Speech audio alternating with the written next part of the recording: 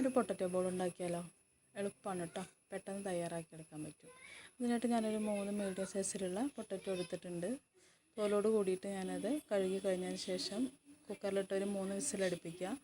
എന്നിട്ട് ചൂടാറിയതിന് ശേഷം അതിൻ്റെ തോലൊക്കെ കളഞ്ഞിട്ട് നന്നായിട്ട് ഉടച്ചെടുക്കുക. വെള്ളം കൂട്ടാണ്ട്, വെള്ളം തീരെ പാടില്ല കേട്ടോ. എന്നിട്ട് അതിന് ശേഷം അതിൽ മുളക് പൊടി, ഇഞ്ചി പേസ്റ്റ്, വെളുത്തുള്ളി പേസ്റ്റ്, ചെറിയ ഉള്ളി പേസ്റ്റ്, മഞ്ഞൾപ്പൊടി, കറിവേപ്പില, മല്ലിയില ഒക്കെ ചെറുതാക്കി അരിഞ്ഞിട്ട് വേണം കേട്ടോ ഇലകളെല്ലാം ചേർക്കാൻ. എന്നിട്ട് ഇതാണ് കേട്ടോ ഞാൻ ഉടച്ചെടുത്ത പൊട്ടറ്റോ ആണിത്. ഇത് സ്പൂണിലെടുത്തിട്ട് നമ്മൾ താഴേക്കിടുമ്പോൾ അങ്ങനെ വീഴാണ്ടിരിക്കണം, ഇതായിരിക്കണം പരുവം. എന്നിട്ട് നന്നായിട്ട് കുഴച്ചതിന് ശേഷം ഒന്ന് ഉപ്പിട്ട് കൊടുക്കുക, ആവശ്യത്തിന് ഉപ്പിട്ട് കൊടുക്കുക കേട്ടോ. വേവിക്കുമ്പോൾ ഞാൻ കുറച്ച് ഉപ്പിട്ടിട്ടുണ്ട്, അതുകൊണ്ട് കുറച്ച് ഉപ്പ് ചേർക്കുന്നുള്ളൂ. എന്നിട്ട് ഒരു വലിയ സ്പൂൺ നിറച്ച് കോൺഫ്ലവർ ചേർക്കുക. എന്നിട്ട് കുഴയ്ക്കാൻ വേണ്ടിയിട്ട് നമ്മൾ കുറച്ച് എണ്ണ, നമ്മൾ ഫ്രൈ ചെയ്യാൻ ഏത് ഓയിലാണ് എടുക്കുന്നത് ആ ഓയിൽ തന്നെ അതിൽ ഒഴിച്ച് കൊടുക്കുക.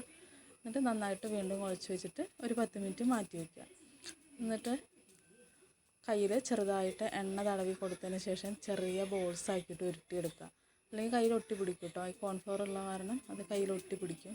ഇങ്ങനെ ചെറിയ ബോൾസ് ആക്കുമ്പോൾ താഴെ വെക്കണ പാത്രത്തിൽ കുറച്ച് എണ്ണ തടവി കൊടുക്കുക, അല്ലെങ്കിൽ ഒട്ടി പിടിച്ച് പോകും.